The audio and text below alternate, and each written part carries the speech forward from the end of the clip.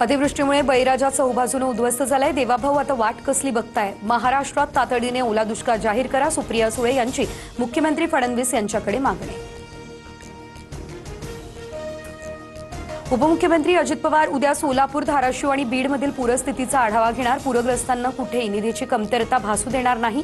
मदतीची वाट पाहणाऱ्या प्रत्येक व्यक्तीसाठी आधार बनूया, अजितदादांचं कार्यकर्त्यांना आवाहन।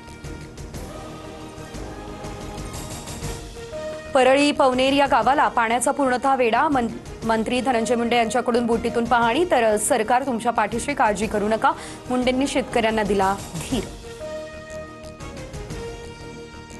उपमुख्यमंत्री एकनाथ शिंदे उद्या धाराशिव दौऱ्यावर। नुकसानग्रस्त जिल्ह्यात सर्व जीवनावश्यक वस्तू केल्या रवाना। शेतकऱ्यांच्या पाठीशी आहोत, लवकरात लवकर पंचनामे करू, शिंदेंची ही ग्वाही।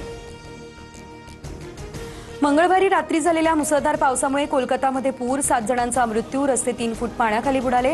विमान आणि मेट्रो सेवांवर परिणाम, हावडामध्ये रेल्वे ट्रॅकही पाण्याखाली।